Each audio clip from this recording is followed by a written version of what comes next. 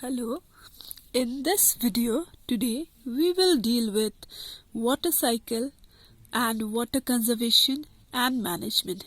Then we'll also go through the dams.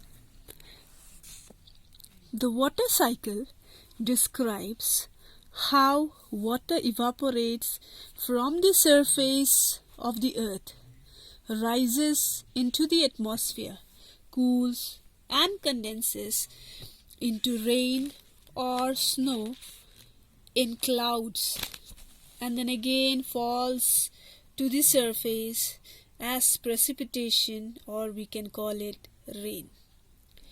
This water, it goes and enters into rivers, lakes, soil, and much of it flows into ocean, where it will once more evaporate.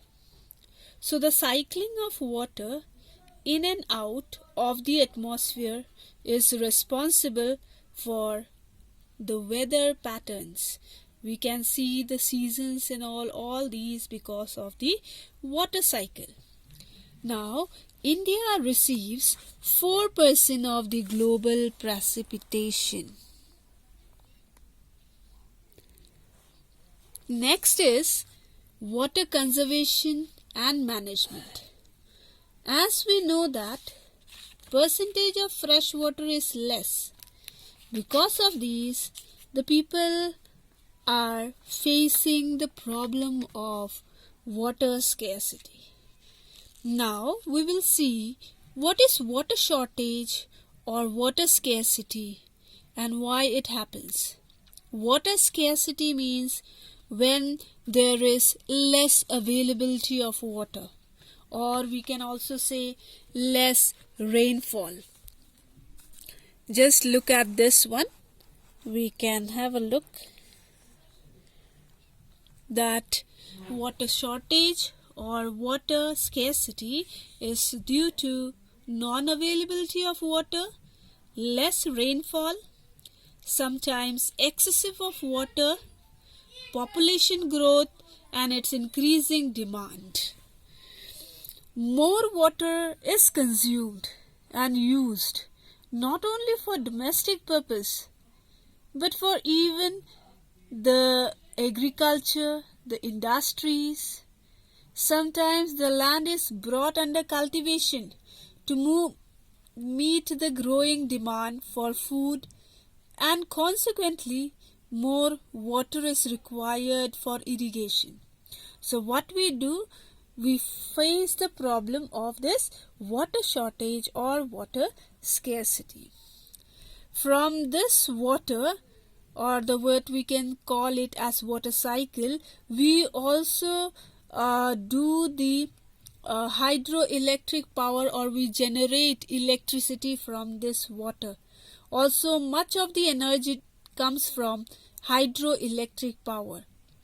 In fact, almost 22% of the total electricity produced in India today is a contribution of hydroelectric power. So, the need of the hour is conservation and management. So far, that people should use the water judiciously, without wasting, as well as avoiding any damage to water quality. People can also practice rainwater harvesting for water conservation. Next, our topic is dams. Now we have to see what is a dam. A dam is a reservoir, lake, or impoundment which is created by a barrier. A barrier means a block or a obstacle which is made on the river to protect that water to flow to the other part of the area, built across the flowing water. This barrier, it obstructs, it retards or it directs the flow of water. Dams are also referred as the reservoir rather than a structure. It is not only a structure but also a reservoir. It helps to harness river water. Dams are then classified according to the structure, intended purpose, or height. We can see the classification of dams which is given there. According to the dams, the classification of dams according to material used, there are two types of dams: the timber as well as the embankment of or masonry dams. According to the height, we have high dams, medium height dams, low dams. Then we can see that dams are having, or it is built for some purposes. Why the dams are built for some purposes, we will be having a look in this slide. That is, the dams are built for